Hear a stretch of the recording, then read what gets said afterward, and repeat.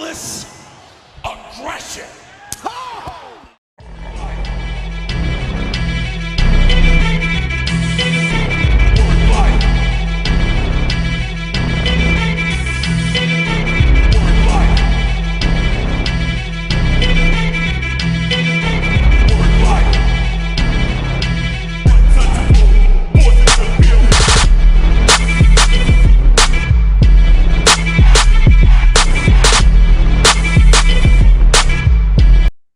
Bonjour à tous, Cathieu, Catchix. Bienvenue une nouvelle fois dans ce nouvel épisode sur la Ruthless Aggression. Aggression. On se retrouve une fois de plus pour reviewer un PPV de l'année 2002. Donc là, on est plutôt sur la fin 2002. C'est WWE Armageddon 2002 et toujours évidemment accompagné de Lunatic. Ça, tu vas bien, Lunatic? Ouais, je vais bien, je vais bien. Salut à tous, c'est Catcheux et les Catchix. Du coup, j'espère que vous allez bien aussi. Donc, Pépé Foot et moi, on va parler du dernier show de 2002. Ça passe vraiment vite au moment où on enregistre. Et j'espère que ça vous a plu jusqu'à présent et que ça continue à vous plaire. Donc, sans plus attendre, on peut commencer. Donc, le show commence, hein, pour remettre un petit peu dans le contexte, on est après le show, le dernier show qu'on a vu sur la chaîne. Le dernier PPV, Survivor Series. c'était Survivor Series, c'est ça. Cherchez le mot. Show dans lequel Brock Lesnar a perdu son titre, malheureusement, contre le Big Show. Le Big Show. Et show dans lequel aussi on a eu le premier Elimination Chamber match, dans lequel Shawn Michaels a battu tous les autres participants et particulièrement Triple H pour devenir champion du monde poids lourd. C'est ça. Donc on commence tout de suite le show, on commence fort par les titres par équipe qui sont défendus. Euh, Défendus par Chris Jericho et Christian contre les Dudley Boys, Lance Storm et William Regal, et aussi Booker T et Goldust. Donc c'est un match à quatre équipes qui vont s'affronter pour clamer le titre euh, World Tag Team. C'est un match que j'ai bien aimé, hein, en vrai. J'ai remarqué qu'ils aiment bien commencer par les titres par équipe Ah, toi aussi. à cette époque-là, ouais. Ouais. Ils aiment bien commencer les shows par ces matchs-là. Bon, pour l'instant, c'est plutôt efficace, hein. T'as pensé quoi du match? Non, le match, j'ai beaucoup aimé, hein. Franchement, c'est toujours efficace. En tout cas, les openers, de toute manière, j'aime beaucoup. Ça permet de bien rentrer dans le bain, surtout avec chaque équipe qui ont fait le taf, principalement l'équipe Booker T et Goldust et Jericho Christian, parce que c'était un Fatal 4-Way élimination aussi. Même si les Dudleys et l'équipe Regal et Landstorm, ceux qui restaient des haïsseurs de l'Amérique, du coup, si on peut dire ça, ben, ils étaient pas mal aussi. Même si l'élimination des Dudley Boys, j'ai pas trop compris, c'est un peu arrivé brusquement. Ouais, ça arrive comme un cheveu sur la soupe un peu, ouais. Ouais. Et ensuite, élimination de l'équipe Landstorm et Regal. Et vraiment, le vrai match, en fait, c'était la team Jericho Christian et la team Booker T Goldust que j'ai beaucoup aimé. Franchement, match très compétitif. Et il y avait assez de suspense aussi. Et on voyait vraiment que c'était un gros match de championnat, quoi. Ouais, gros match de championnat. Et puis Booker T et Goldust, du coup, remportent les titres, rivent les épaules de Chris Jericho, rivent les épaules des champions par équipe pour devenir les nouveaux champions. Et tu sens l'émotion quand même, hein, lors de leur victoire, hein. Ah oui, clairement. Mais surtout, enfin, quoi. Ils ont eu je Mm. ne sais combien d'occasions pour les championnats par équipe. Et là, enfin, ils réussissent enfin à gagner. Et tu m'étonnes qu'ils soient émus. Là, c'est vraiment Ouais, la récompense d'un long travail, quoi. ils sont vraiment émus à la fin du match. Tu as Jonathan Coachman qui vient un petit peu vouloir, voilà, gratter la célébrité. Voilà, il veut profiter du spotlight. Il vient au bord du ring pour essayer d'interviewer Booker T. Et Booker T qui le rembarre tout de suite, hein, qui lui dit tu sais, c'est des gens comme toi. Des gens comme toi qui ne croyaient pas en nous, des gens comme toi qui Mhm. pensaient qu'on ne pouvait pas y arriver. Et Mhm. aujourd'hui, on l'a fait. Et tu sens quand même Goldust aussi derrière qui est ému, mais je pense pour de vrai, hein. Ah ouais, ouais, ouais. Là, vraiment, Donc, voilà, j'ai le sentiment des meilleurs potes, quoi, qui est transmis à travers notre écran et même le public le ressent, quoi. ouais, non, tu le ressens vraiment, c'est flagrant et c'est plutôt un bon match avec une fin plutôt satisfaisante. Hmm. Tu lui donnerais combien? Ce match, je donnerais, honnêtement, je donne une note de 7,5 sur 10, hein. Mhm. Ouais, t'es gentil. Je donne 7, mais vas-y, on va garder ton 7,5 parce que, bon, il y a Booker T, j'adore son entrée, c'est mérité. Allez. Nice. Donc, on passe tout de suite après on revient au backstage et on a Josh Matthews, il me semble, hein, Oui, Josh c'est lui. Matthews il était Ouais, déjà moi-même, là ça en m'a étonné, 2003. hein. Ok. Josh Matthews qui croise Brock Lesnar dans les couloirs et qui vient tout de suite l'interviewer. Donc, pour remettre dans le contexte, Brock Lesnar était en fait suspendu. Il avait Ouais. été suspendu parce qu'à la suite de son match perdu contre le Big Show, évidemment, Paul Heyman était intervenu, etc. Donc, Brock Lesnar, il était très vénère. Et pendant un épisode de SmackDown, il me semble que Brock Lesnar intervient pendant un match du Big Show, hein, c'est ça? Ouais, il Quelque y chose. avait restriction et Brock Lesnar ne devait pas foutre le bazar. Du coup, il est arrivé, il est intervenu dans un match du Big Show. Et à côté, il a aussi fait passer Matt Hardy dans un mur. Il est vraiment dans chaque coup, celui-là, dit donc. Donc, il s'en Ouais, est pas pas mal de gens, d'où la suspension.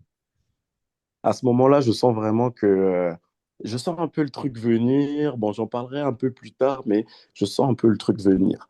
Bon, là, c'est plutôt flagrant, mais moi, je te parle plutôt de leur booking à long terme. Comment j'ai l'impression de comprendre ce qu'ils voulaient faire avec Brock Lesnar sur le long terme. Ah ouais. Donc, T'as ouais, hâte que j'ai tu nous le l'impression. partages, hein. Après, ouais, non, je vais te le partager à la fin. C'est une théorie. Après, j'en sais rien, hein. Peut-être que c'est pas du tout ça. Mais en tout cas, moi, c'est comme ça que j'ai vu le truc. Donc, Josh Matthews voit Brock Lesnar, du coup, dans les couloirs et lui demande tout de suite s'il va intervenir pendant le main event. Pour rappel, on va avoir un main event de folie entre Kurt Angle et le Big Show. Donc, Kurt Angle qui a réussi à se bon, je suis obligé un petit peu d'expliquer ça parce que vu que c'est un lien directement avec le main event, donc Kurt Angle a réussi à obtenir un match pour le titre de la WWE contre le Big Show en gagnant un fatal four-way dans lequel il y avait, il me semble, Chris Benoit, Edge Eddie et Guerrero. Eddie Guerrero. Donc il gagnera ce match et va devenir challenger numéro un. Mais en fait, il a peur que Paul Heyman intervienne dans son match. Donc, il a peur un petit peu d'être dans une situation de 2 contre 1. Donc, il essaye de rallier à sa cause Brock Lesnar. Mhm. Et là, donc, Josh Matthews va demander à Brock Lesnar si il compte en gros intervenir dans le match de ce soir. Bon, Brock Lesnar, il reste, je crois, un petit peu évasif et il lui dit, bon, ce qui est sûr, c'est que je vais avoir un vrai impact ce soir. Donc, il répond pas réellement à la question, mais il fait comprendre que il va se passer quelque chose avec lui. C'est ça. On passe ensuite sur un match basique. Bon, je n'ai pas suivi la story, je ne sais pas pourquoi il a lieu ce match, mais Edge contre A-Train, OK. deuxième match du show. Bon, je trouve ça, je sais A-Train, pas. le mec de The Boys, là, super rapide. Non, pas le A-Train de The Boys. Ouais. Pas lui, ils se ressemblent pas tout à fait en fait. Et Trent, c'est celui qui a déjà eu, je crois, il me semble, une multitude de rôles à la WWE. Il a été à un moment une sorte de samouraï, Lord comment il Tensai, s'appelait? c'est bien lui. Voilà, Lord Tensai. Il a fait que les deux, j'ai l'impression qu'il en a fait un troisième, non? Il s'appelait avant Prince Albert, ensuite Albert, un truc comme ça. Voilà, bon, bref, il en a fait pas mal. Et donc là, il est pendant sa période A-Trend, donc un peu un gros bourrin qui attaque un peu tout le monde, qui n'hésite pas à frapper les gens avec des chaises, etc. Donc, Mhm. Edge a un match contre lui. Bon, qu'est-ce que t'en as pensé? Rien à foutre du match, 5/10. Vraiment rien à foutre du match, c'est vrai. Bon, il y a une petite storyline dans lequel A-Train a attaqué en fait Rey Mysterio. Rey Mysterio, à ce moment-là, il est en équipe avec Edge, donc il a attaqué aussi Edge. Il leur a mis des coups de chaise, et puis là, en gros, c'est un petit peu la vengeance, ce que j'ai cru comprendre. Mais bon, j'étais un petit peu osef, donc ouais, pareil que toi, 5/10, hein. Ouais. En plus, il y a A-Train qui se dégage du spear de Edge en mode on veut montrer qui est fort, mais on s'en tape un peu, quoi. On Franchement, il n'y s'en a pas tape. besoin de faire ça. C'est comme si, par exemple, dans la génération Catch Attack, je ne sais pas moi, il y a Mike Knox qui se dégage du Starship Pain de John Morrison, mais on s'en fout, en fait. Il n'y a pas à faire ça. Donc, j'aurais pu mettre plus bas pour ça, mais bon, vas-y, flemme, quoi. Mais en plus, ça se termine par disqualification, donc aux F max. En gros. Aux F Max. Donc, c'est Train à la fin du match, en fait, qui s'acharne sur la jambe de Edge avec une chaise. Et donc, il perd le match par disqualification. À la fin du match, Edge réussit à reprendre l'avantage et s'acharne du coup sur le dos de A-Train avec, je crois, 6 ou 7 coups de chaise dans le dos. Ok, bon, on s'en fout en vrai. On passe Ouais. carrément à la suite directement. Donc, par la suite, on retrouve le Big Show dans le vestiaire. Il est vénère, il est champion du monde, il est champion de la WWE, mais il a l'impression que personne ne le respecte ici. En Tu même temps, c'est un m'étonnes. petit peu vrai, quoi. Franchement, moi, Tu Big m'étonnes. Show, champion du monde avec son gros jean, là, franchement. C'est vrai qu'il avait, je pense, le pire outfit de sa carrière à ce moment-là. Ah, En franchement, mode c'est terrible. débardeur, gros jean, en mode c'est l'Undertaker, quoi. Non, mais franchement, c'est terrible, ça lui va pas du tout. Donc, on le retrouve devant son vestiaire. Ils ont même pris la peine de lui faire un petit vestiaire avec son petit logo Big Show devant la porte en mode c'est pas un vestiaire collectif, quoi. C'est le vestiaire du Big Show. Ils essayent quand même, hein, ils Ouais. essayent. Donc, le Big Show, il est avec Paul Heyman. Paul Heyman aussi, le look incroyable, hein. Euh, avec la casquette, la longue queue de cheval qui dépasse derrière. Il essaie de calmer le Big Show parce que le Big Show est vénère d'avoir appris, je crois, hein, c'est ça, si tu me dis si je me trompe, de mémoire, il a appris du coup que Brock Lesnar n'est plus suspendu, donc il est Oui. vénère. Il dit qu'on le respecte pas, il menace d'aller voir Stephanie McMahon je sais, pour je ne sais quoi, je sais pas ce qu'il comptait faire avec Bah, lui Stephanie mettre un McMahon. coup de pression, quoi. Voilà, lui mettre un coup de pression, j'imagine. Mais bon, Paul Heyman essaie quand même de le rassurer, lui dit attends, il essaie de le calmer surtout, tu peux pas faire ça, si tu y vas comme ça. Stephanie McMahon va prendre ça pour de la provocation, de l'agression. En gros, elle va mal le prendre, quoi. Laisse-moi gérer, Mhm. et puis calme-toi, va dans ton vestiaire, je vais gérer la suite. Donc, bon, le Big Show accepte quand même à la fin de se calmer, mais tu sens qu'il est quand même pas content. Ouais. Bon, à ce moment-là, tu te dis quoi, toi, quand tu vois ce segment?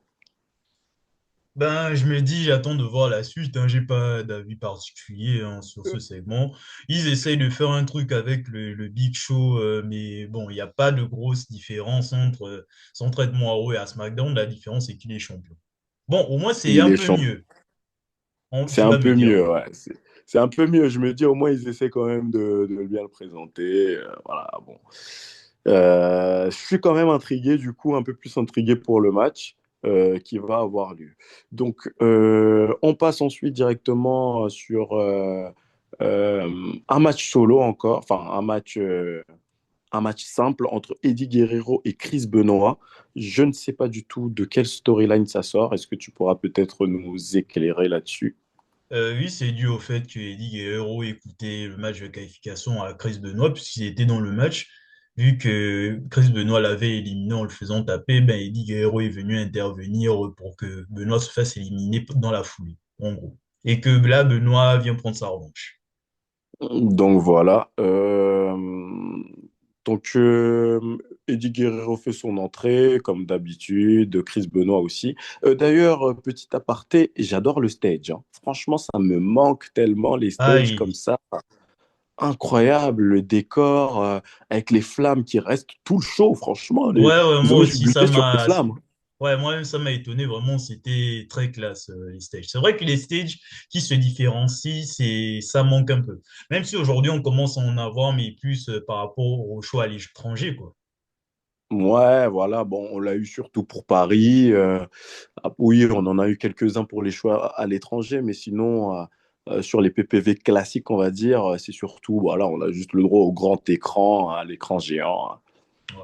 C'est un peu monotone. Enfin bref, fin de l'aparté, on revient du coup sur le match.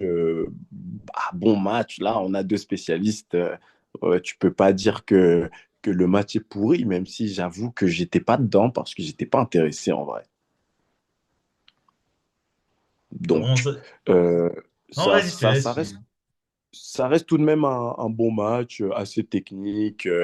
Rien à reprocher aux deux. Bon, je peux pas dire que c'est un mauvais match, mais une fois de plus, j'étais pas vraiment intéressé. Donc, qu'est-ce que Frérot, toi t'en as pensé? frérot, comment tu fais? Tu as deux monstres techniques qui s'affrontent et tu arrives à pas être intéressé. C'est comment? C'est le style Mais moi, qui t'a dit? j'ai besoin de souvent, j'ai besoin que soit le match ait de l'enjeu, soit ça soit un match, soit comprendre la storyline. Mais là, il n'y a pas d'enjeu. La storyline, je sais pas, je savais pas pourquoi ils se battaient. Je sais que eux deux sont très forts en fait. J'ai déjà vu des matchs purement techniques meilleurs que ça. Donc je suis pas plus impressionné que ça.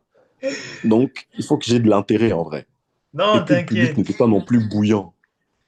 T'inquiète, je sais, t'inquiète. Parce que je te comprends totalement, hein, franchement, et moi-même, c'était un peu pareil, j'avais du mal à rentrer dans le match au début, quoi. Et même, en fait, dans la foule, même, c'est vrai que ça tombe bien que tu parles de la foule parce qu'à un moment donné du match, je ne sais pas si tu as remarqué, la foule chantait boring, boring. Ah non, j'ai pas remarqué. Là, Juste j'étais au en bout d'un mode moment. waouh, à ce point-là, quoi.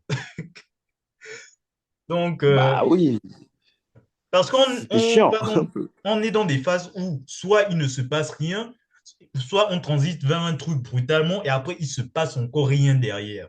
Il y a des spécialistes de catch qui ont certainement vécu cette époque qui trouvent quand même ça affligeant que des gens s'emmerdent devant ce match.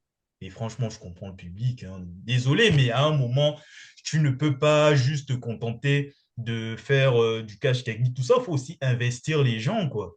C'est Oui. là que tu remarques que tu es un grand catcheur. Parce que si derrière, t'es pas intéressant, tu peux faire ce que tu veux, les gens se battent les couilles, quoi. Ouais, non, franchement, Ça n'intéresse que les gens des forums, mais non, les gens qui sont dans les stades, je comprends. Et c'est juste la seconde moitié du match qui est intéressante, mais encore, quoi. C'était compliqué, encore. effectivement. Bah, tu vois, en plus, je te dis ça vraiment honnêtement, je savais pas du tout l'avis général du public sur ce match, hein. Donc, c'est même pas, je prends même pas position pour un camp ou pour l'autre. Visiblement, il y a toute une partie qui doit détester ce match et une autre partie qui comprend pas pourquoi les gens le détestent. Mais je fais plutôt partie des gens qui je déteste pas, juste ça m'emmerde, genre, je me fais chier, tu vois. Non, mais il y a pas, il y a personne qui déteste ce match. C'est juste que, voilà, c'est pas spécialement intéressant, quoi. Ouais, Et bon. quand j'ai Donc, vu le manque d'engouement du public, ouais, c'était dur à voir, hein. Mais ouais, non, ensuite, c'est chiant. mais sinon, vers la fin, c'était plutôt intéressant avec l'intervention de Thiago Guerrero, les mecs qui se font des contres par rapport au finisher, et Chris Benoit qui se dégage d'un frog splash, qui se dégage aussi du Texas Cloverleaf remixé des Guerrero. À la fin, Benoit fait son keeper crossface pour la victoire. La note, j'hésite. Parce que honnêtement, ouais, c'est vrai que j'ai eu beaucoup de mal. Je vais mettre 6, hein, parce que 6,5, j'avoue que ça sera un peu trop. Et Bah, moi, j'ai envie de mettre, j'ai envie de mettre 5,5 en fait. Moi, je suis dur, hein. Je suis dur, mais j'ai pas détesté le aïe. match, franchement, mais en même temps, si tu me demandes de le regarder, je te dirais non, tu vois. Donc, Ouais, ouais, je vois, je vois. Mais donc franchement, par rapport aux quelques matchs que j'ai vus des deux, c'est vraiment le moins bon match que j'ai vu, hein, honnêtement. ouais, Donc, ouais, franchement, 5,5, je je pense. mets 5,5 et on gardera la note que tu voudras, mais voilà, quoi. Je suis pas plus intéressé que ça. Allez, on va essayer plutôt de noter à la hausse, toujours, voilà, à la hausse pour être un peu généreux, on va garder tout Voilà, c'est 6. ça. On va faire ça, on va garder le 6. Euh, on a ensuite, on repart du coup dans le bureau de Stephanie McMahon. Paul Heyman se pointe. Donc, il avait promis au Big Show d'intervenir et de manipuler, de tenter de manipuler Stephanie McMahon, chose qu'il va faire. Voilà, il va essayer un petit peu de lui parler du prestige du titre, qu'il ne peut pas laisser Brock Lesnar intervenir, que Brock Lesnar devrait toujours être suspendu. Mais bon, Stephanie McMahon, elle en a vu d'autres. Elle a eu l'habitude de traiter avec des gens comme Eric Bischoff, tout ça, tout ça. Donc, elle connaît ce monde-là, donc il pensait pouvoir la manipuler tranquillement, mais lui, il lui dit en fait que en fait, bah, il est plus suspendu, il n'y a rien que tu puisses faire, voilà, en gros. Donc, il repart un peu bredouille, hein, Paul Heyman à la fin. Ouais, il dit quand même que, bon, ça il sera responsable si le Big Show brise la nuque de Brock Lesnar. En gros, on repart. Et vraiment, Stéphanie McMahon, c'est une générale manageuse qui est vraiment ferme, hein, vraiment. Ouais, ouais, ouais. Là, on peut la mettre parmi les meilleures générales manageuses par rapport à ce qu'on a vu, j'ai envie de dire. Et je me permets de faire une petite aparté, hein. Voilà, bon, c'est vrai qu'on a l'habitude d'en parler, mais plus plus on avance par rapport au review, plus je réalise la magnificence de Stéphanie McMahon. En vrai. Hum, En fait, je ne m'en rendais pas compte, en fait, qu'on regardait les shows récents, tu vois, par rapport à l'autorité, tout ça, tout ça. Bon, je ne faisais pas spécialement attention, mais franchement, elle est magnifique, Stéphanie, on est d'accord. ouais, ouais, ouais. Et Là, c'est peut-être parce que c'est peut-être parce il nous a manqué justement ce background qu'on n'a pas pu apprécier à sa juste valeur des clans comme l'autorité, tu vois. ouais. Non, mais l'autorité, c'est de la merde aussi, hein, mais bon, pour revenir Bah, quand même, en fait, quand tu sais qui est Stephanie McMahon, tu regardes peut-être différemment ce clan. Parce que moi, je la voyais un peu en mode, on s'en fout en fait. Mais quand tu connais bien le personnage, tu la prends un peu plus au sérieux. Ouais, c'est vrai, c'est vrai.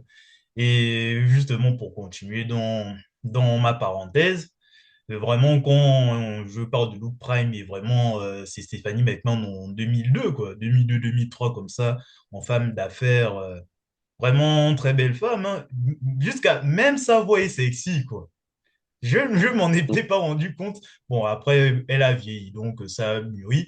Mais franchement, Stéphanie McMahon, vraiment, vraiment Madame le la bon pain, directrice. hein, le bon pain, hein. Madame la Mm, directrice, comme tu as l'habitude de dire, waouh. ouais, vraiment. Mm. Donc voilà, on clôt ce segment et on passe sur un autre segment, mais lunaire Pro Max. Et franchement, j'étais tellement, Oh, punaise. non, mais je te laisse celui-là, s'il te plaît. Non, non, J'aimerais je bien que veux tu me pas le en comptes. parler, je veux pas. Mais moi non plus, j'étais tellement circonspect que, en fait, j'ai pris aucune note à ce moment-là, j'ai regardé très attentivement. Oh, putain. Donc, je Dis-moi saurais d'abord ce que tu plus. en as pensé, si tu veux que je prenne la relève. En fait, j'étais choqué qu'ils mettent ça sur un PPV comme ça, qu'ils diffusent ça comme ça. Parce que pour moi, c'était en mode, allez, c'est des trucs de weekly, ça, tu vois, vas-y. C'est des petits trucs de weekly, des fois de temps en temps. Il n'y a pas de mal à se marrer pendant 6 7 minutes sur un show d'euro.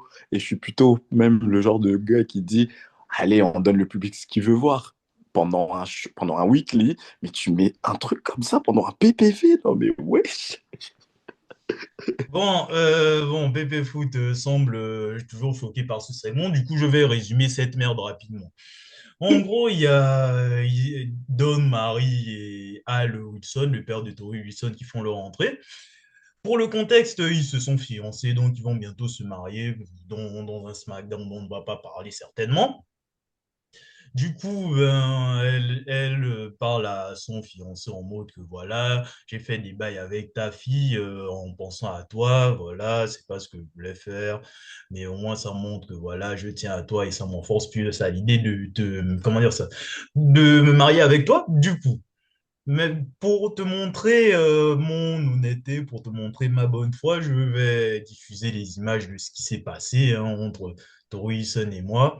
Et pour revenir dans un contexte, ben, en gros, Dawn Marie a fait un chantage à Tori Wilson pour qu'elle fasse d'elle ce qu'elle veut, puis, même chantage affectif, histoire de qu'elle soit bien heureuse avec son daron, chose qui est stupide à un moment de la vie, hein.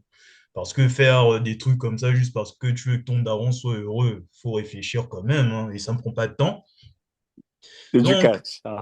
C'est oui, du c'est du catch, catch, c'est ça. du catch, c'est du catch. On va dire que c'est du catch. Maintenant, elle est invitée dans un hôtel, hein. Bon, de toute manière, dans la revue, je ne vais pas diffuser les images de cette chose. Vous n'avez qu'à faire vos recherches vous-même. Donc, elles sont dans un hôtel. La chambre, bon, j'ai même plus retenu le numéro. Est-ce qu'il y a une importance? Bon, Tori Non, vient dans la chambre d'hôtel de Dawn Marie. Et voilà. En gros, elles font des bails, quoi, les trucs U18. En gros, voilà. c'est De dingue. Donc, ça, c'est vraiment, j'étais vraiment gêné devant ce segment. C'est des trucs vraiment MTVS que je déteste. Je veux bien qu'on donne au public ce qu'on veut. Voilà, c'est l'offre et la demande. On a bien Mais rigolé par là, rapport ouais. au Etchele il y a quelques mois. Mais à un moment donné, c'est bon, quoi. Moi, ça m'a seulement saoulé. Et ce qui m'a surtout saoulé, c'est que le daron à côté, il ne dit rien, quoi. Et de genre, c'est normal. Et le mec, il réagit, genre, vers la fin pour dire que non, non, maintenant, on arrête. Et l'autre Marie à côté, elle dit que non, non, on continue, on continue. Avec le daron qui passe pour un bêta mail, hein, en soi. Bon, à la fin, ils finissent par ne pas diffuser toute la vidéo. Mais franchement, ça, c'est vraiment les trucs mode MTV que je déteste, les trucs abrutissants, quoi. J'ai pas envie de voir ça dans mon écran, en fait. Même si mes yeux se mettent dans le contexte de l'époque, et même à l'époque, si je détestais ça alors que je ne comprenais pas tout. Donc, bon, si ce segment, si je devais mettre une note à ce segment, c'est 2 sur 10, hein. Et le Moi, 2, deux. et le 2, c'est parce que le mec a quand même fini par réagir à un moment.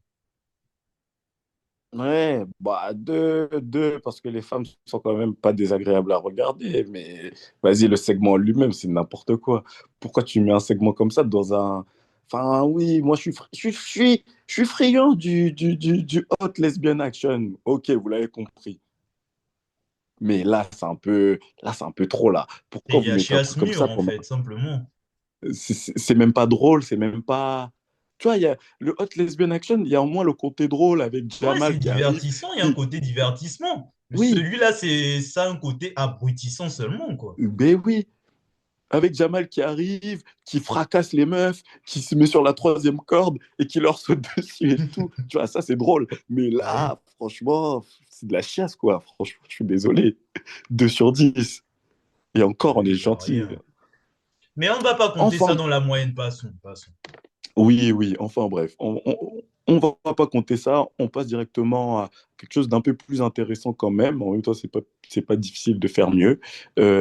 Batista contre Batista accompagné par Mais Ric attends, t'as pas oublié Flair. un truc là? Non, je crois pas, hein. World Life. Le rap de Sina, là, Docteur C'est à ce Osoginati. moment-là, c'est à ce Comme... moment-là. Attends, je l'ai pas mis dans mon. Oui, je l'ai mis un peu plus loin. Mais Ouais. oui, c'est peut-être à ce moment-là, hein. Ouais, il me semblait que c'était juste après, hein. Attends, non, je crois pas, finalement. Ouais. J'essaie de regarder, Bon, au mais je pire, c'est crois que pas c'est grave, hein, après. on peut quand même en parler. Alors, Oui, on va en parler. Bon, vas-y, je te laisse, vu que tu as commencé. non, mais tu as John Sina. Cena qui nous fait un petit slam hein, avec B-Square, voilà. Il fait son Hmm, rap, il frime un peu. Et voilà, en fait, c'est un petit extrait pour nous présenter le personnage, quoi. Là, on hmm. montre que le personnage est établi. Parce que les semaines avant, il faisait du rap, mais il était toujours en mode random Sina qu'on a connu au début. Et là, vraiment, il nous montre clairement qui il est, quoi. Et franchement, j'ai bien aimé. Donc, je ne sais pas ce que tu penses. Quelle est ta première impression? J'étais en mode Enfin! groupie. J'étais en mode groupie, tu sais, John Cena qui arrive vraiment en mode World Life. Là, il a la tenue complète, il a la casquette, il a le short et tout, le Oh. Bermuda, le haut en mode basketteur et tout. Hmm. Là, le perso complet, là. Le perso, il est complet. Ouais. Par Donc, contre, le point noir, c'est que B-Square, quand il rappe, n'essaie pas de t'enjailler, c'est juste gênant. Ne fais rien. ouais, Ou bien il fais est un juste peu là en un mode, geste des mains, mais c'est tout, quoi. bougeage de tête et tout. Hmm. Ça me tue de rire. Donc, ouais, voilà. Donc, petit extrait de John Cena pendant un PPV, ça fait plaisir. Et puis, on passe directement, du coup, au match entre Batista accompagné par Ric Flair. Et je me suis dit en ce moment-là, ah, déjà? Déjà, vraiment. Parce que de tête et évolution, c'est février 2003. Et tu as Ouais, déjà Batista avec Ric Flair, c'est incroyable. Ça va trop vite, en fait. ça va hyper vite, hein, parce Ça que va beaucoup trop vite, là. juste avant, on a John Cena déjà en mode Thug Life et tout, Doctor of Thugonomics. Et puis, on a Batista déjà accompagné par Ric Flair. J'étais assez surpris. Mais Incroyable. du coup, il va affronter Kane dans un match classique, un match assez simple. Bon, le match était divertissant. J'ai préféré ce match, tu vois, étonnamment. J'ai préféré ce match au match entre Et ouais, euh, Chris Benoit. Eddie Pareil. Guerrero et Chris Benoit. Pareil. C'est choquant, hein. Et là, je Ouais. te parle quand même d'un Batista contre Kane. Ouais. C'est En dingue. plus. Bah, tu comprends, du coup, tu vois, dans ce genre de truc, tu comprends pourquoi il y en a qui ont mieux réussi que d'autres, alors que c'était pas forcément des meilleurs catcheurs. Tu comprends? Parce que c'est le même type de match où il n'y a pas forcément d'enjeu, il n'y a pas forcément de grosse storyline derrière. Après, je sais pas, hein, mais en tout cas, moi, je la connais pas. Mais pourtant, le match est divertissant, il est intéressant. Là, je suis d'accord avec toi. Bon, il y a quand même quelques interventions de Ric Flair hein, qui fait le show, hein, comme d'habitude, sur le côté. Il essaie un petit peu d'attaquer Kane pendant que Batista distrait l'arbitre. Bon, il n'y arrive pas trop. Il se mange un chokeslam à l'extérieur, je crois, où il se fait étrangler par Kane. Et puis, bah, à un moment, Batista réussit à reprendre l'avantage et gagne sur une Batista bombe déjà. Aïe, c'est incroyable, hein. Sur Kane, hein, en Ouais, plus. Sur Kane. sur Kane, ouais. Donc, bon, après, Kane, c'est pas non plus le plus gros heavyweight qu'on ait connu, mais à l'époque, ça paraît quand même impressionnant, quoi.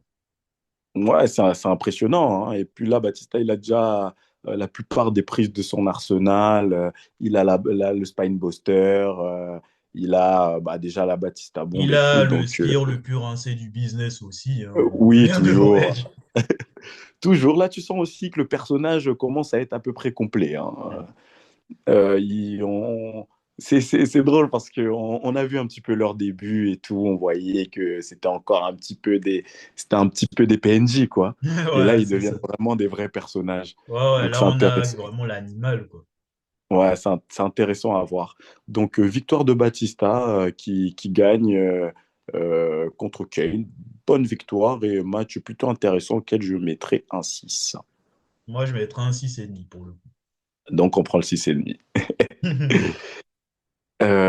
Ensuite, qu'est-ce qu'on a après ce match? On revient dans le vestiaire. Juste rapidement, hein, on a Kurt Angle qui cherche Brock Lesnar. Donc, il le cherche. On ne sait pas pourquoi. Je crois qu'il a croisé Funaki, je crois, et qui était avec qui je ne sais plus. Bon, bref, il a croisé quelques Je sais catcheurs plus. dans le couloir et il cherchait Brock Lesnar. Donc, ils lui ont indiqué où aller. On enchaîne ensuite avec le segment suivant. Donc, le segment suivant, c'est en fait ce que je pensais que c'était, c'est enfin, le moment où on voit John Cena qui vient rapper, etc. Donc, on passe directement à la suite. Euh, Match féminin, cette fois-ci, un triple threat entre Victoria, Trish Stratus et Jacqueline pour le championnat du monde féminin. C'est un match entre trois catcheuses. Jacqueline, je ne l'avais pas encore vue jusqu'à ce moment-là, hein. Toi, tu la connaissais déjà ou pas? Oui, je la connaissais un petit peu. J'ai dû voir deux ou trois matchs dans ma vie d'elle, hein. C'est plutôt solide, mais sinon, pas plus que ça. Je connais pas plus que ça. Donc, j'étais plutôt curieux de voir parce que Jacqueline, c'est une vraie athlète, hein. Déjà, quand tu la regardes, elle est très Balèze. musclée, elle est balèze, elle a l'air assez impressionnante. Et tu Victoria qui est ouais, elle aussi, c'est une brute, hein. Elle est plutôt balèze. Mais par contre, elle a ce côté un peu folle, un peu complètement taré, quoi, que Mhm. j'aime bien, en vrai. Ouais. Et puis, tu as Tristratus qui a commencé quand même à m'impressionner de plus en plus, hein. Tu regardes souvent, on l'a vu quand même sur plusieurs shows parce qu'elle était quand même championne. Et c'est un match qui m'intriguait, qui finalement était un match assez court. Ouais. Il était plutôt court, donc un match plutôt simple, et puis avec une fin assez, bah, en vrai, je m'attendais à mieux. Je sais pas. J'étais un peu déçu. Ben, pour être honnête, je m'attendais à rien, mais je suis quand même déçu. Je ne me doutais pas que ça allait être un match plutôt bien techniquement. Les trois sont de bonnes catcheuses globalement, mais c'est vrai que ça, on a vraiment l'impression que c'est rushé, que c'est brouillon à certains moments et avec Hmm. une fin merdique, quoi. Parce que tu vois tu vois Trish, elle fait une prise à Jacqueline, tu vois Victoria qui casse le tombé et qui fait le tour du ring, on ne sait pas pourquoi. Ouais, Il y a Trish qui fait une charge dans le coin à Jacqueline, tombé, coup de ceinture sur Trish Stratus. Tu vois, Victoria fait le tombé sur Jacqueline. Et c'est ça qui finit le match. ouais. Une Je- charge dans le je- coin. Donc, une nouvelle fin merdique comme à Survivor Series, en fait. ouais, non, c'est pas terrible. Bon, pourtant, elles nous ont déjà montré qu'elles savent catcher, hein, les femmes à cette époque-là. Mais Ouais, bon, c'est dommage, hein. euh, on peut peut-être dire que bon, elles n'ont pas eu assez de temps, elles n'ont pas eu non plus le meilleur scénario du match possible. Elles sont capables de faire mieux, mais là, c'était un peu pourri quand même, je l'avoue. C'était court, c'était brouillon, ça racontait rien de particulier. Ouais, Et c'est puis ça ça. se finit sur une fin de merde. Donc, allez, Dommage. 4,5 sur 10. Ah ben, 4,5. bon, tu as été assez dur, hein. Moi, j'ai mis 5, hein. Bonsoir. 5. Ouais. Allez, on garde le 5. On garde le 5. Ah, et Je sais pas. nous sommes très généreux dans cette review. Non, aujourd'hui, je suis pas trop généreux. Je me suis dit, je vais vraiment noter au feeling, quoi. Je vais noter au feeling. Non, Je veux après, pas t'as raison. comparer par rapport à d'autres matchs que j'ai vus. Mais lui, je lui ai donné tant. Mais comment ça se fait que lui, je lui donne tant? Non, je note par rapport à mon ressenti sur le moment. Ok. Euh, donc, ça sera un 5 pour ce match-là. On passe directement à la suite. Du coup, on retrouve Kurt Angle qui a réussi à trouver le chemin qui mène au vestiaire de Brock Lesnar. Il retrouve Brock Lesnar dans son vestiaire et maintenant il essaie de le soudoyer. Il essaie de le Mhm. soudoyer. Bon, écoute, Brock, pendant mon match, tu sais que ça risque d'être compliqué pour moi parce qu'il y a Paul Heyman. Mais regarde, toi, t'es gagnant. Si tu viens m'aider, si tu viens rester enfin, si tu viens m'assister pendant ce match, tu seras qu'à quelques mètres de Paul Heyman, l'homme qui t'a coûté le titre. Non, mais Mhm. réfléchis, mec. C'est donnant-donnant. Et puis même, moi, je sais très bien que j'ai presque aucune chance d'y arriver tout seul. Même toi, t'as perdu. Ça m'a tué. Ah oui, c'est vrai que le soudoiement, ça se passe très bien, hein. Ça m'a tué. Il a dit, mais regarde, même toi, t'as perdu. Donc, alors moi, j'ai aucune chance. Viens m'aider, s'il te plaît, non? Donc voilà, il fait un petit peu le miskin. Et Brock Lesnar, au début, il est en mode, écoute, je ferai ce que je veux, tu vois. Hmm. Il n'est pas Crois pas, encore tu peux décidé. m'avoir. Il n'est pas encore décidé, tu vois. Je ferai ce que je veux, je vais voir ce que je vais voir. Et puis, bon, à la fin, Kurt Angle, il sort quand même sa dernière carte. Le mec est tellement désespéré, tu vois. Il sort une cassette. Il sort une cassette. Bon, ça tombe bien parce qu'il y avait pile poil devant eux, il y avait une télé Télé. avec un magnétoscope, un sorte de truc où tu mets des cassettes dedans, pile poil. Hein. C'est le hasard hein, qui fait ça. Hmm. Donc, c'est le catch, les gars. Oh, ça va. C'est du catch. Et tranquille. Donc, il lui donne une cassette. Non, même pas il lui donne la cassette. Il prend la cassette, il la met lui-même. Il Mhm. met la cassette. Et là, en fait, Brock Lesnar voit que c'est les images du match où il s'est fait avoir par Paul Heyman et qu'il a perdu le titre Tu en vois, mode un Brock peu Lesnar, ta défaite. Regarde, regarde encore. regarde, Là, regarde et j'étais en mode réfléchis que, bien. waouh, le bâtard quand même, quoi. Il a dit regarde, Waouh. réfléchis bien. Et puis, après ce soudoiement, attention, Kurt Angle, il doit quand même combattre. Hein. Ah Donc, oui, il va dans le ring. Et puis, le match contre le Big Show débute. Euh, Étonnamment, j'ai bien aimé ce match. pareil. Je m'attendais pas. Franchement, je m'y attendais pas.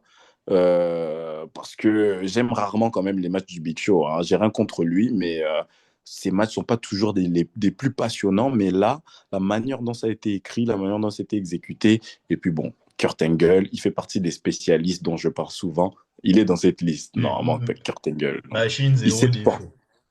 Pour voilà, il citer sait te quelqu'un. porter un match. Mhm. Il sait vraiment te porter un match, te raconter une histoire. C'était très intéressant. Et surtout, tu vois, Euh, Big Show, il fait des trucs que t'as pas l'habitude de voir, quoi. ouais, Genre, ne ouais. serait-ce que lever la jambe, ça m'étonne toujours, hein, de voir Big Show faire ça. Ouais, non, il s'est vraiment donné. Hein. Le match était intéressant. C'est un petit peu Kurt Angle qui a du mal à gérer le match parce que Big Show, il est grand, il est puissant, il le repousse, il le traîne au sol, il le balance par terre, il le jette dans tous les sens. Et puis, voilà, Kurt Angle qui a quelques comebacks, il sert un peu de son agilité, sa rapidité, sa technique. Il arrive à un moment à se débarrasser de Paul Heyman qui est à l'extérieur en lui retombant dessus carrément. Il le met KO et puis le match est très intéressant. La deuxième partie est encore plus intéressante. Il y a un moment où il y a des interventions. Tu as A-Train qui débarque Parce que va te faire foutre, hein, on va pas chercher à de nulle comprendre. part. Il débarque pendant un ref bump. Bon, l'arbitre est par terre. Tu as A-Train qui débarque, qui sort de nulle part, qui porte sa prise à Kurt Angle. Ah, si, je crois que les commentateurs, ils expliquent ça par le fait que A-Train avait fait à un moment Ah équipe oui, c'est vrai. SmackDown avec le Big Show. Donc, Ah oui, ils ont fait un ça, match par équipe, c'est vrai. Mais oui, ouais, voilà, c'est léger, c'est léger. Ouais. voilà, ils étaient, c'est très léger, on peut le dire, mais hyper léger. À ce moment-là, je me suis dit de quoi, mais j'ai entendu un commentateur qui explique ça par ça. Donc, bon, allez, on accepte, c'est du catch. Et Brock Lesnar finit du coup par arriver à soulever le Big Show pendant que l'arbitre était toujours KO, hein, évidemment. Notre bon vieux Matt Kyoda qui prend cher toujours, comme d'hab. Brock Lesnar qui soulève le Big Show, qui lui porte le F5, et Kurt Angle qui peine, mais peine, mais peine à Pas aller vraiment du mettre le combattant. tombé. Je crois que le Big Show a été KO pendant au moins 25 à 30 secondes. Ah oui, Et F5 assassin. il le couvre pour le compte de un, 2, 3. Kurt Angle, du coup, nouveau champion. Qu'est-ce que tu as pensé du match? Non, mais le match, c'était super. Là, ça m'a réveillé d'une soirée qui s'annonçait quand même décevante. Et comme j'ai dit, vraiment bonne action. Tu as tout dit globalement. Le Big Show aussi, il a donné de sa personne. L'overbooking était assez efficace. Non, non, c'était vraiment un très bon match et j'ai mis 7 sur 10 à ce match-là, justement pour ça. Ouais, tu vois, là, pour la première fois, je me retrouve à être plus généreux que toi. J'ai donné un 7,5. Ah ouais. Vraiment, j'étais au feeling. Si j'aime, j'aime. Si j'aime pas, j'aime pas. Donc, ouais, non, ce match-là, j'ai beaucoup aimé. Donc, nouveau champion. Et justement, c'est là que, vu que je sais ce qui va se passer après, je me suis Instant dit, ah théorie. tiens, j'ai commencé à théoriser. Je me suis dit, à ce moment-là, bon, on est tous au courant que Brock Lesnar, c'est le next big thing. C'est lui qui veut voilà, pusher, être le numéro un, le number one guy. Hmm. Et en fait, j'ai l'impression qu'il voulait le faire en tant que face. Ouais, moi aussi Parce j'ai que cette impression-là. Bon, on connaît tous ce Brock Lesnar, la bête, mais c'est souvent particulièrement en heel, tu vois, c'est la bête, c'est Ouais. le... Et puis jusqu'à là, il était plutôt heel, hein, mais j'ai l'impression qu'il voulait vraiment, parce que vu qu'on sait ce qui va se passer, est-ce qu'on spoil directement WrestleMania ou pas? Bon, on peut y aller, hein. Franchement, les gens, ils sont au courant aussi. Donc, vas-y. Les gens sont au courant normalement. Je crois que c'est ce WrestleMania-là où il y aura le match Kurt Angle contre Brock Lesnar. Ouais. Et du coup, Brock Lesnar, voilà, c'est ce fameux WrestleMania où Brock Lesnar tente le shooting star press de la troisième corde, il se brise la nuque, non? Ouais. Donc, j'ai fait les liens dans ma tête. J'ai pas vu, mais j'ai fait les liens. Je me suis dit, ça doit être ça. Vu que Kurt Angle gagne le titre à quelques mois de WrestleMania, ça peut que être ce WrestleMania-là. Donc, Hmm. en fait, je me dis, il voulait que Brock Lesnar récupère. Parce que là, c'est quoi l'intérêt de lui faire perdre le titre contre le Big Show et de faire perdre le titre au Big Show un mois après contre Kurt Angle? Ouais, ça, c'est fumant, effectivement. Mais vas-y, je Parce que, t'écoute. parce que le but final, c'est que Brock Lesnar ressorte de WrestleMania champion, grand champion, mais en tant que face. Ouais. Et de le pusher le restant de l'année en tant que face, comme ils l'ont fait avec John Cena quelques années après. Ouais. Donc j'ai l'impression que c'était vraiment ça le plan, mais j'avais jamais vu le plan dans ce sens-là, en Hmm. fait. Je pensais que c'était juste Brock Lesnar, la bête qui défonce tout le monde, le grand méchant. Mais en fait, non, ils avaient vraiment un plan pour lui en tant que face. Et quand je le vois, comment ils l'ont écrit là, sur les derniers SmackDown précédant ce show, ça marche bien, hein. J'aime bien, hein. Ah ouais, à ce point-là. Ouais, non, franchement, j'aime bien, hein. Ce Oh, rôle de d'accord. Brock Lesnar, tu sais, le face qui fait peur un peu, qui est fort, mais que tu es obligé de tricher contre lui et tout et tout. Je Mhm. pense que ça aurait pu le faire en vrai. D'accord. Ok. Bon. Bon, après, je sais plus du tout ce qui va se passer, mais vu comme ça, moi je me dis, ouais, je pense qu'ils ont eu raison d'y croire. Après, je sais plus du tout si ça va marcher ou non, hein. Mais moi aussi, je l'aurais fait de cette manière-là en vrai. Ouais, ouais. Bon, après, le post-WrestleMania, on va un peu loin dans le raisonnement. Mais moi, je vais te dire ce qui s'est passé, du moins vers l'approche de la route de WrestleMania, la route du Rumble. C'était un plan machiavélique, orchestré par Paul Heyman et ce bon vieux Kurt Angle. Donc, tout ce que tu as vu dans le match, oui, courage, courage. Tout ce qui s'est passé dans le match, bah justement, c'était prévu. Que voilà, Brock Lesnar se fasse suspendre, que Kurt Angle, bon, depuis qu'il s'est qualifié pour affronter le Big Show, il y a eu des négociations avec Paul Heyman, voilà, histoire de vouloir mettre Brock Lesnar dans la poche de Kurt Angle pour l'aider à gagner contre le Big Show, etc. Et de faire croire que Brock Lesnar aurait eu un match de championnat une fois que le Big Show perd le titre, mais en fait que non, puisque Kurt Angle il a annoncé que Paul Heyman c'était son nouveau manager, justement, et, qu'il a, et que justement, ils ont mis, comment dire ça, un veto comme quoi Brock Lesnar ne challenge pas Angle pour la ceinture. Jamais, en fait. Et du coup, pour s'assurer de ça, Paul Heyman lui a présenté une équipe de protection, donc The World Crisis Tag Team, Team Angle, ce que vous voulez, l'équipe de Shelton Benjamin et Charlie Haas. Voilà. Et, mais du coup, dans l'histoire, Brock Lesnar, c'est un petit peu le dindon de la farce. Voilà. Big Show aussi, surtout Big Show. Voilà. Parce qu'après, bon, Big Show, c'est un peu terminé, quoi. Donc, Bon, après, Big voilà. Show, c'était aussi un moyen de l'évincer, de le sortir de l'équation, là. Je sais pas pourquoi ils l'ont mis à la base, mais vas-y. C'était Voilà, un peu c'est un ça. moyen de se débarrasser de lui, je pense. Mais Ok, ok. Putain, c'est tiré par les cheveux de ouf, mais ok. Ah, et clairement. Donc, Ok, tu vois bah toute la n'empêche que gymnastique intellectuelle qu'il y a eu juste pour arriver Ah au ouais. résultat qu'on connaît. Ah, ok. Juste pour arriver au final à Brock Lesnar qui gagne à WrestleMania, quoi. Hmm. Voilà. Ok, ok, ok. Bon, bah écoute, n'empêche, c'était quand même un bon match entre les deux. On a noté combien du coup? 7,5, hein. Ouais. Kurt Angle, du coup, nouveau champion. Et puis, on passe à la suite. On a une interview de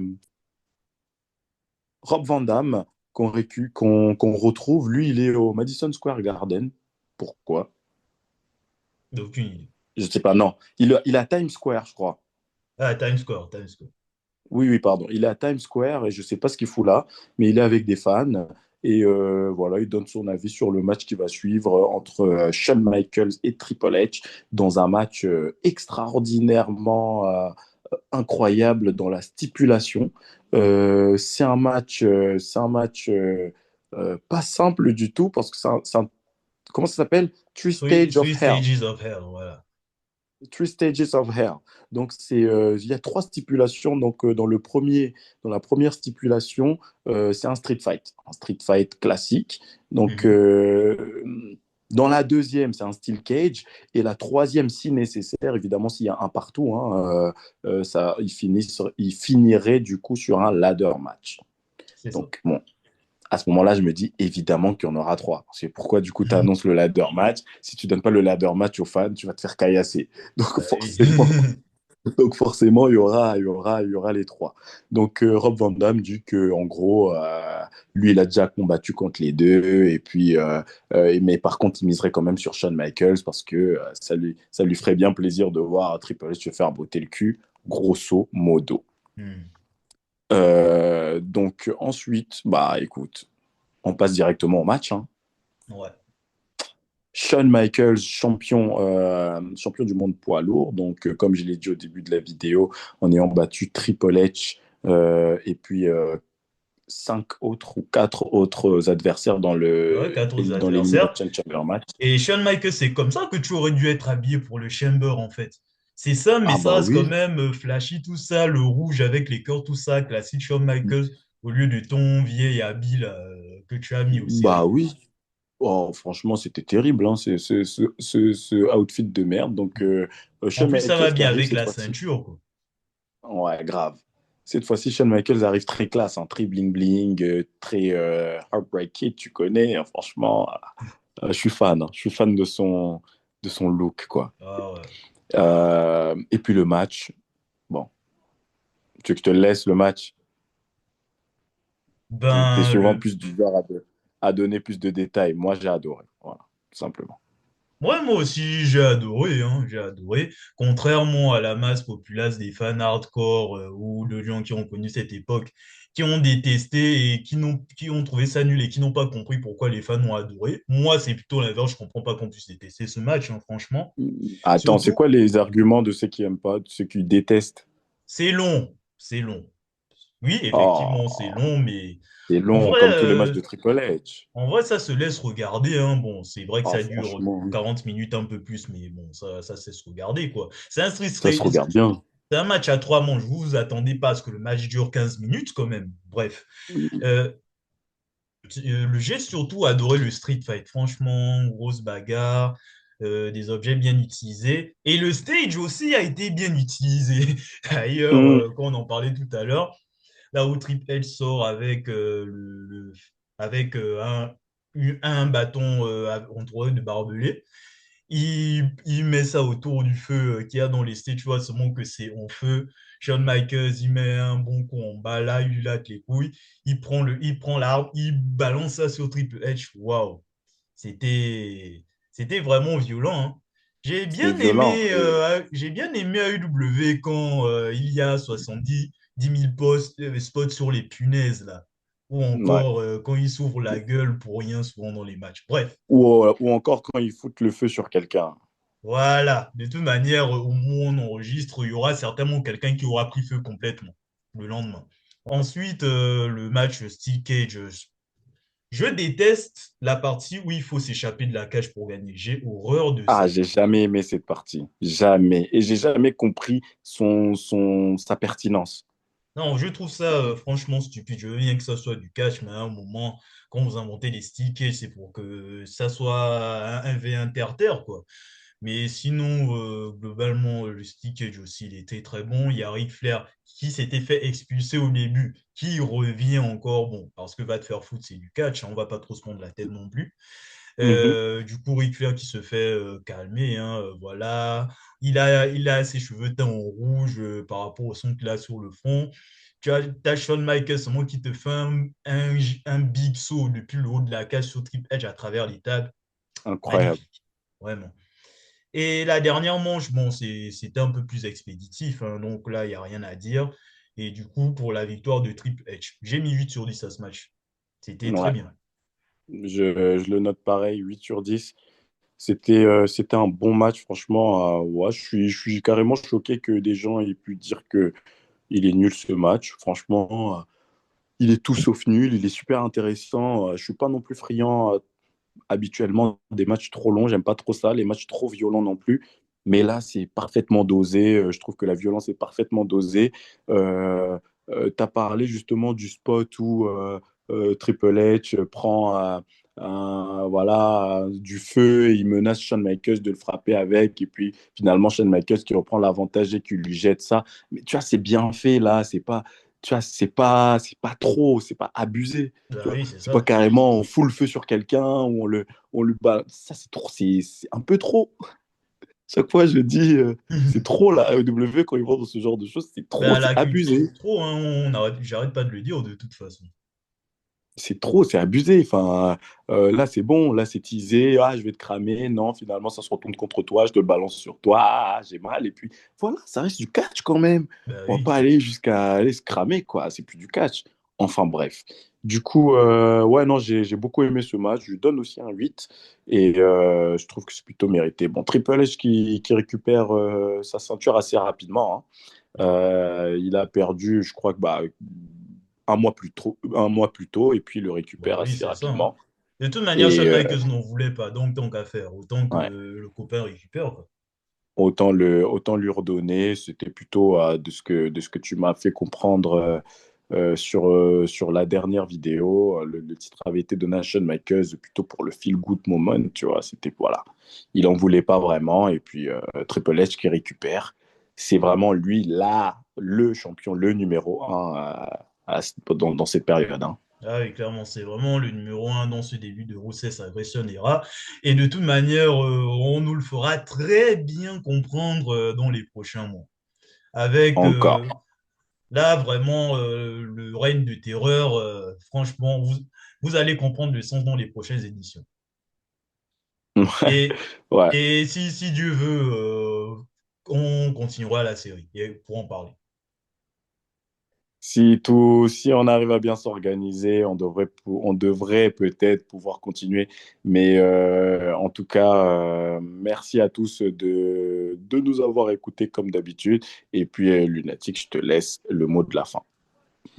Le mot de la fin, c'est la moyenne, hein. Étonnamment, la moyenne de Sochaux, c'est 1,6,5 sur 10, hein. Étonnamment, hein, très Ouais. étonnamment. Vraiment, c'est une plus grosse note par rapport à Survivor Series.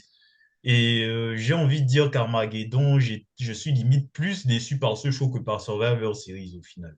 Parce que Bah ouais. Survivor Series, quoique encore, Survivor Series, quoique non, Survivor Series, il y a de quoi être plus déçu parce qu'il y a ce côté historique alors qu'Armageddon, bon, il n'y a pas non plus de grosses promesses, quoi.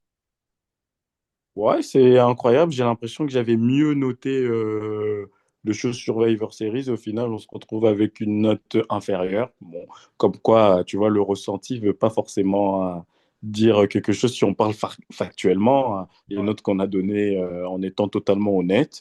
Hmm. Bah, ce show-là est censé être meilleur que Survivor Series. Pourtant, je ressens l'inverse. Ouais, c'est ça, c'est ça. Mais bon, comme l'a dit un certain Scott Steiner, les chiffres ne mentent pas.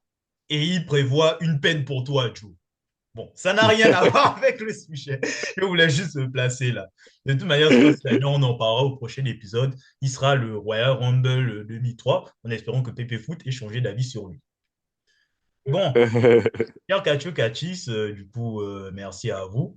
N'oubliez pas de commenter, liker et partager également. Et nous dire dans quelles conditions vous écoutez nos reviews, hein, si vous les écoutez pendant le travail, quand vous faites votre sport ou quand vous dormez, hein, voilà, ou quand vous mangez d'ailleurs. Et en dehors de ça, on se retrouve pour une prochaine vidéo qui sortira un jour. N'oubliez pas de vous abonner aussi pour être au courant des prochaines sorties. À bon attendeur, salut!